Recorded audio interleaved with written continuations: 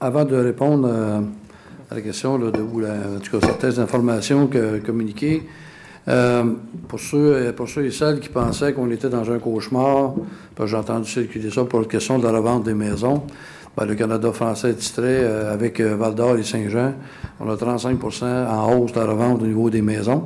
C'est un bon signe. Saint-Jean-sur-Richelieu s'est vu aussi attribuer la 5e ville entrepreneur au Québec. Okay, c'est quand même pas rien, parce qu'on parle souvent de toutes sortes d'annotations. Les bonnes nouvelles, c'est comme dans le Journal de Montréal, passe en 2e, mais c'est d'excellentes nouvelles. Puis il y en a d'excellentes autres qui s'en viennent. Et aussi, j'aimerais rappeler à tout le monde qu'on est dans une ville garnison, que le 11 novembre, il y a le jour du souvenir, puis ce dimanche, dans le quartier Saint-Edmond, il y a toujours la présentation, puis une salutation à nos gens. On a eu aussi une belle cérémonie à la mémoire de l'adjudant Vincent. Je voudrais remercier nos policiers. J'en ai un ici. J'ai transmis les remerciements d'avoir accepté de porter le vêtement conditionnel. Je pense que c'est une belle marque de respect. Puis on a vraiment apprécié ce geste-là. Ça a été au niveau de la population. Mesdames, mettez juste quelques notes concernant votre lettre. Quelques faits relativement au déversement de la rivière. En 2014, il y a eu des ouvrages qui ont débordé sur notre territoire, plus fréquemment que ce que le ministère du Développement durable et de l'Environnement et de la lutte contre les changements climatiques autorise.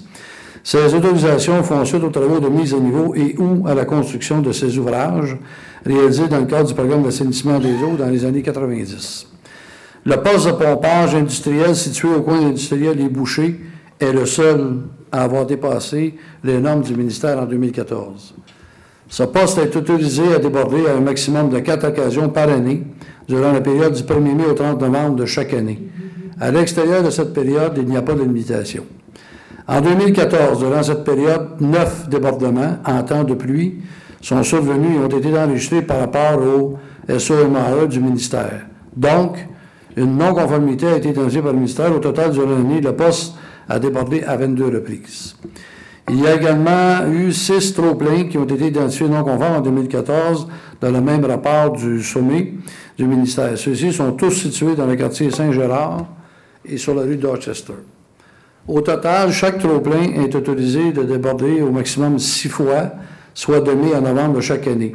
En 2014, ces 6 trop-pleins ont débordé un total de 70 fois, alors que le ministère l'autorise 36 fois. Si l'on prend tous les développements durant cette même année, les trop-pleins ont débordé 92 fois. En 2014, aucun autre équipement ailleurs sur le territoire ne s'est vu accorder une mention de non-conformité par le ministère, chacun respectait les critères de débordement. Ceci dit, ce que M. Berthelot mentionnait, ce que M. Bessette mentionnait, on travaille ardemment à corriger cette problématique-là. Puis, personnellement, je l'ai dit au Conseil, puis on est dans la période budgétaire, en 2015, dans la ville, une ville de 95 000 de population, dans mon livre à moi, des fosses septiques puis des puits artésiens, ça n'a plus sa place. Ça aussi, ça fait partie de l'environnement.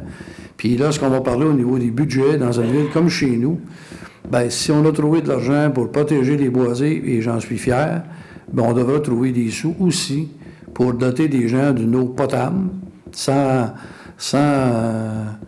bactéries, sans risque de contamination. Puis aussi, quand on pose des fosses septiques, bien, c'est certain que si la ville, demain matin, on deviendrait rigide, bien, je pense qu'il y a des citoyens qui ne nous aimeraient pas parce qu'on veut mettre des infrastructures à niveau. Maintenant, tout ne s'est pas fait dans une journée, mais il y a beaucoup, beaucoup de travail qu'ils ont fait. Les collègues l'ont mentionné. On est très conscients de cela, mais en même temps, c'est pas, on n'est pas à la dramatique, là, puis on n'envoie pas ça, va comme je te pousse. C'est contrôlé. M. Berthelot disait c'est en 2000, le 100 c'était 15, il y a 2 ans, 3 ans, 4 ans. Donc, il faut continuer de s'améliorer. Je veux juste vous dire qu'on prend ça très au sérieux. C'est pas rien légère. Quand on reçoit des documentations qu'on nous fournit, on les lit. J'ai demandé justement le département d'infrastructure qui m'ont fourni la documentation, mais je veux juste essayer de replacer les choses dans son contexte, mais toujours continuer à y travailler. Sur ça, levé de l'Assemblée.